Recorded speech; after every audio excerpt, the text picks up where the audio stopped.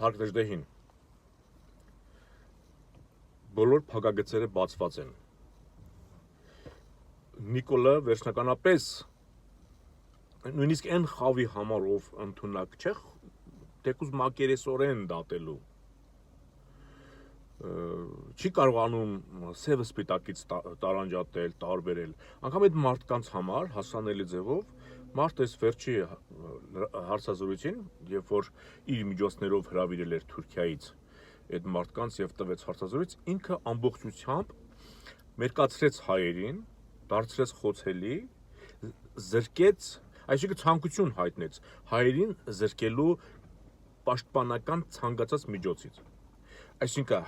հայրենիքի տիրոջ իրավունքից, ցեղասպանված լինելուց, հասկանում եք, եւ դրան ավելացրեց հային, այսինքն եթե այս ամենից զրկում ես, մենք ավտոմատ դառնանք հանցագործ, որովհետեւ Արցախ ենք օկուպացրել, Թուրքիային ենք անհարկի մեղադրել, բարոյական հարված հասցրել ցեղասպանության մեջ, որը իբր տեղի չի ունեցել, եւ այլն, եւ այլն, եւ այլն։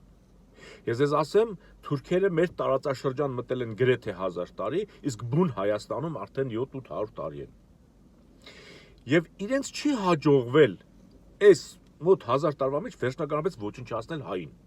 եւ հայկական պետականությունը։ Հիմա Նիկոլի ձեռամբ իրենք ստացել են հնարավորություն վերջնականապես կործանելու, որովհետեւ մեզ Նիկոլը մերկացնում է այսպես եւ անպաշտպան նետում է Ալիևի գիրկը։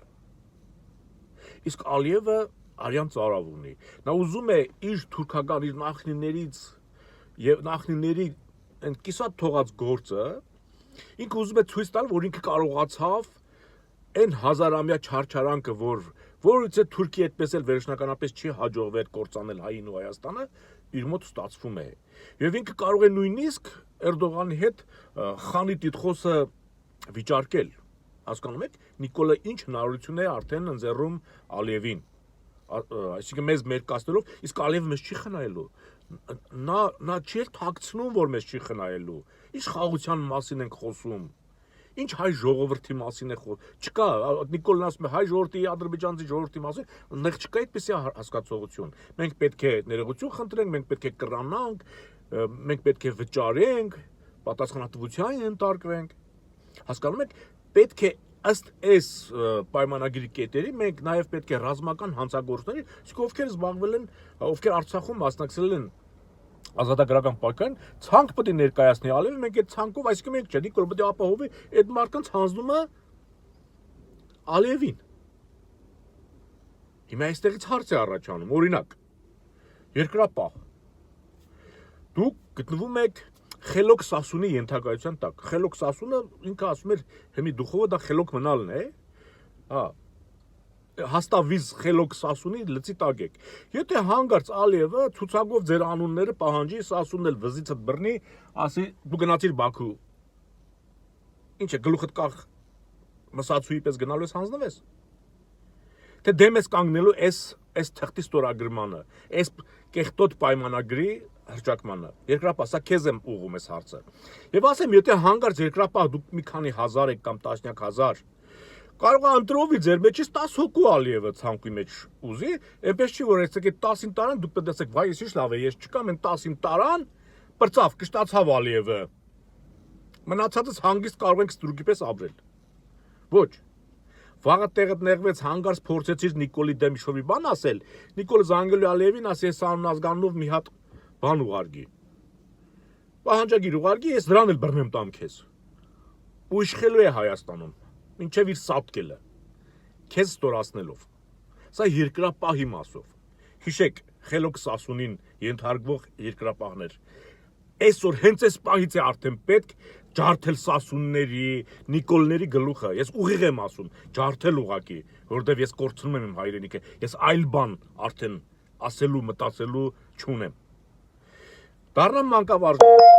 Երբ որ դուք դառնաք Ադրբեջանի քաղաքացի, դուք մնալու եք գործազուրկ։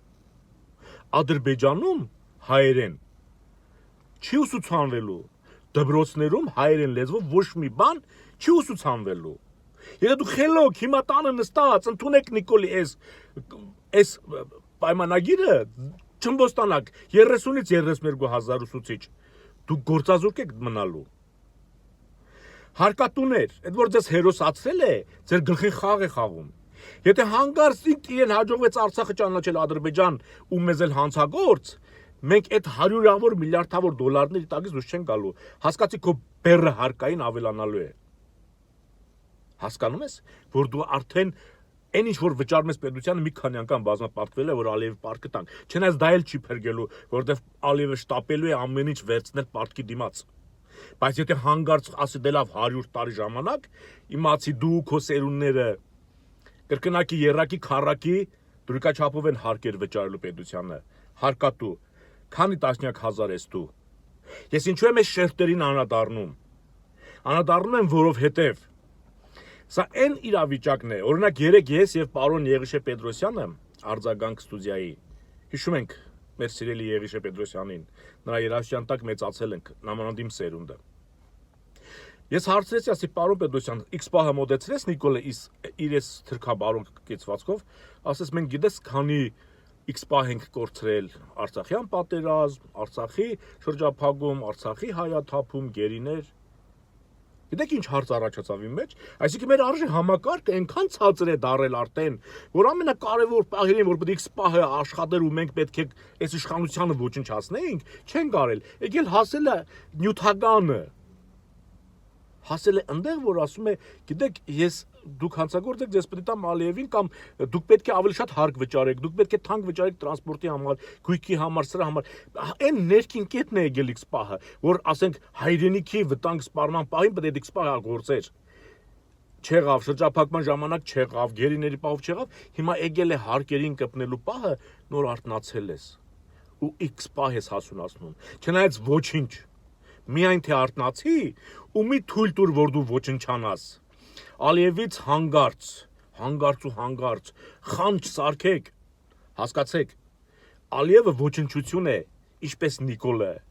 չնայած մենք թույլ չենք տալու, բայց սա մենակ խոսքեր չեն,